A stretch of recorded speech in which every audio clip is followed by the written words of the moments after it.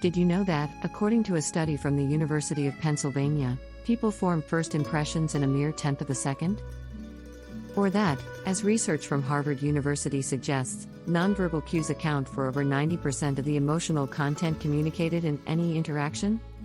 These startling insights reveal the powerful role of subconscious behaviors in shaping our social lives. From the avoidance of eye contact, which can be perceived as a lack of confidence or interest, to the constant checking of our devices, signaling a priority placed on technology over human connection, these behaviors can deeply impact the quality of our interactions. This video isn't just about identifying these habits, it's about transforming them. We'll explore practical strategies and insights, backed by science, to help you become more mindful of your actions and their effects on those around you. Get ready to unlock the secrets of body language, conversational balance, and positive energy. Whether it's through the power of a genuine smile, the art of listening, or the enthusiasm we show for others' interests, we have the power to change the narrative of our social encounters. Join us as we embark on this journey to enhance our relationships and make every interaction count. Welcome to a world where you're not just heard, but truly understood. Chapter 1: Lack of Eye Contact. Have you ever spoken to someone who just doesn't look you in the eye? It's off-putting, right? That's because eye contact is more than just a social norm, it's a form of communication. When we look into someone's eyes, we're not just seeing them, we're connecting with them. Avoiding eye contact can make you seem disinterested, untrustworthy, or even insecure. Interestingly, a study from the National Library of Medicine suggests that direct eye contact significantly increases retention of what's being said. So, when you're not locking eyes, you're not just missing a connection, you're also missing information. But, let's face it, maintaining eye contact can be tough. It's about finding that sweet spot. Too little, and you seem aloof. Too much, and you might come across as creepy. The key is balance. Aim for a natural engagement, looking away now and then to break the intensity. It's not just about looking, it's about seeing. Next time you're in a conversation, try this: focus not just on the eyes but on the space between them. It's a little trick that helps maintain a comfortable level of eye contact, making the conversation more engaging and you more present. Chapter 2: Negative Body Language. Now, let's talk about the silent conversation your body is having. Body language speaks volumes before you even say a word. Crossing your arms, slouching, or even subtly turning away can scream, "I'm not interested," or "I'm closed off," without you realizing it. According to a study published in the Journal of Nonverbal Behavior, people with open body language are perceived as more likable and effective communicators. This is why your posture and gestures are crucial in making a good impression. Consider this: when someone is talking to you, a slight lean forward indicates you're engaged and interested. Mirroring their posture can also create a sense of harmony and understanding. On the other hand, constantly checking your watch or phone, fidgeting, or looking around can make the other person feel undervalued. It's like saying, "I have better things to do," without uttering a single word. A simple strategy to improve your body language is the open stance practice. Keep your arms uncrossed, maintain a straight but relaxed posture, and face the person you're talking to directly. This not only makes you appear more approachable but also boosts your own confidence. Remember, your body is in the conversation just as much as you are. Make sure it's saying what you want it to. Chapter 3: Monopolizing Conversations. Ever found yourself in a conversation where it's all about the other person? It can be draining, can't it? Well, when we monopolize conversations, we inadvertently send a signal that we're not interested in others' thoughts or feelings. It's a quick way to make people tune out or even avoid future interactions. Dale Carnegie, in his timeless book How to Win Friends and Influence People, emphasizes the importance of being genuinely interested in others. He argues that you can make more friends in 2 months by showing interest in others than you could in 2 years by trying to get others interested in you. So, how do we avoid falling into this trap? First, practice active listening. This means fully concentrating on what is being said rather than just passively hearing the message. Reflect on what's said, and ask open-ended questions. This encourages a two-way conversation and shows that you value the other person's input. Another tip is to use the two-question rule. For every piece of information you share about yourself, ask 2 questions about or related to the other person's last point. This technique ensures the conversation remains balanced and engaging for both parties. Remember, a conversation is like a tennis match, it only works if you keep hitting the ball back. Chapter 4: Constantly checking devices. In our digitally driven world, smartphones have become merely an extension of our bodies. However, constantly checking your device in the presence of others can be a major turnoff.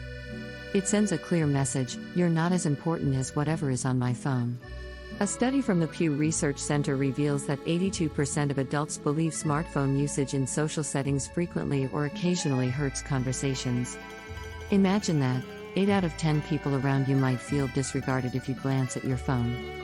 Breaking this habit might require setting some ground rules for yourself, like keeping your phone on silent or in your pocket during conversations or meals. If you're expecting an important call or message, inform the other person ahead of time. This shows respect for their time and presence.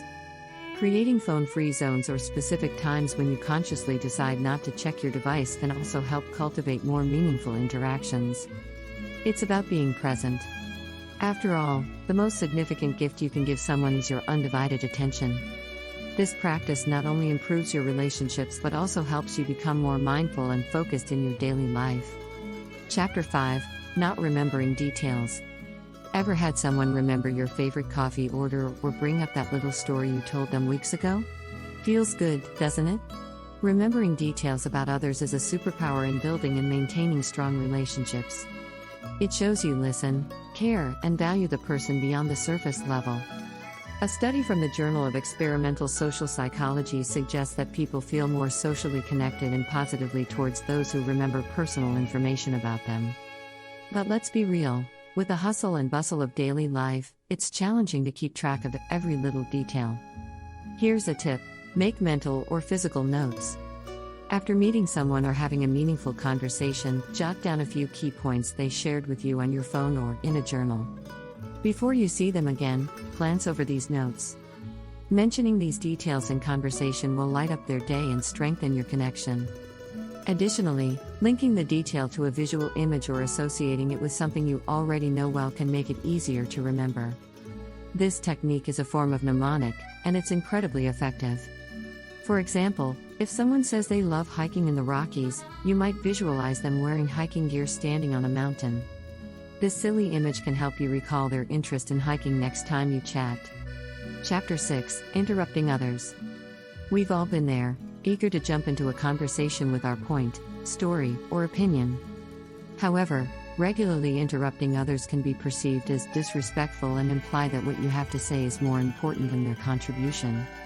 It's a quick way to make people feel undervalued and less likely to share with you in the future. According to the American Psychological Association, effective communication requires active listening, which includes allowing others to express themselves fully before responding. Breaking the habit of interrupting requires mindfulness and practice. One strategy is to adopt the pause and nod technique. When someone else is speaking, and you feel the urge to jump in, pause, nod, and give them a few more seconds. Often, they're not finished but merely taking a breath. This small gap allows you to assess whether they've completed their thought or if you're about to cut them off. Another useful approach is to keep a mental or physical note of your thoughts while waiting for the right moment to share them. This ensures you won't forget what you wanted to say and allows the conversation to flow more naturally. Remember, the goal of a conversation is to exchange ideas and perspectives, not to win. Showing respect for others' time to speak not only improves communication but also deepens mutual respect and understanding in your relationships. Chapter 7: Failing to smile. A smile is a universal language of kindness, yet its power is often underestimated. Smiling not only elevates your mood but also makes you more approachable and attractive to others. An intriguing study from the University of Wyoming found that smiling individuals are perceived as more confident and sociable. Despite its simplicity, the act of smiling can profoundly affect how people perceive and interact with you. However, in the hustle of everyday life, we sometimes forget to smile, especially during stressful situations or when we're simply lost in thought. This absence can inadvertently create a barrier between us and others, making us appear unfriendly or disinterested.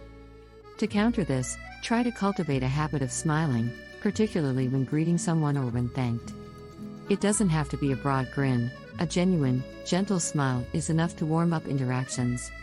Moreover, practicing smiling in front of a mirror can help.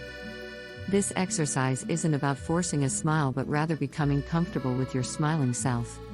Seeing your smiling reflection not only boosts your confidence but also makes smiling more natural to you. Remember, a smile is contagious. It can lighten the mood and draw people towards you, creating a positive cycle of interaction and connection. Chapter 8: Low Energy Levels. Your energy level is like a silent announcement of your presence. Low energy can be interpreted as lack of interest or enthusiasm, which might make others hesitant to engage with you. According to research published in the Journal of Personality and Social Psychology, people are naturally drawn to individuals with a higher level of vitality and enthusiasm, as these traits are associated with a healthier and more attractive social partner. Boosting your energy level doesn't necessarily mean you need to be overly exuberant, it's about showing interest and being present in the moment. Simple changes in posture, like standing up straight or leaning slightly forward during a conversation, can signal engagement. Additionally, varying your tone of voice to reflect enthusiasm about the discussion can make a significant difference in how your energy is perceived. Engaging in regular physical activity can also naturally enhance your energy levels. Exercise releases endorphins, known as the body's natural mood lifters, which can help you feel more lively and energetic throughout the day. Moreover, being mindful of your diet and ensuring you're getting enough sleep are crucial steps in maintaining a healthy energy level. Remember, your vibrancy not only affects how others see you but also influences the quality of your social interactions and your overall well-being. Chapter 9: Being Overly Negative. Negativity can be like a cloud that darkens a conversation and pushes people away. While it's natural to have bad days and share your troubles with friends, consistently focusing on the negative can be draining for those around you.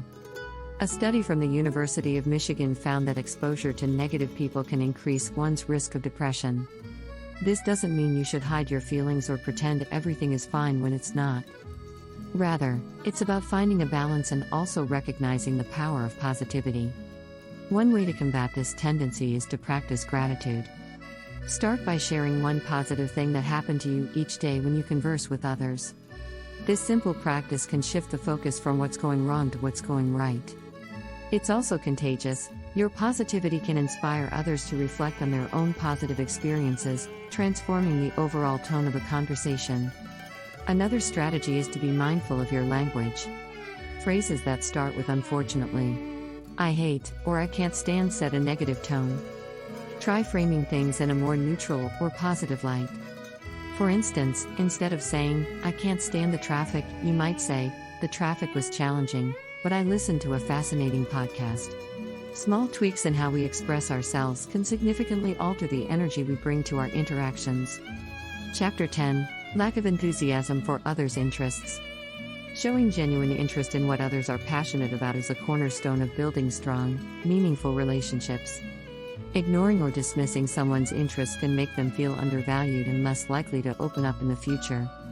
On the flip side, expressing enthusiasm about their passions can foster a deeper connection and mutual respect. According to a study in the Journal of Personality and Social Psychology, individuals feel more connected and satisfied in relationships where their partners show responsive behavior towards their personal successes and interests. You don't have to share the same level of interest or even understand all the nuances of what they love. It's about the effort you make to appreciate what's important to them. Asking questions, encouraging them to share more, and celebrating their achievements and interests are ways to show you care.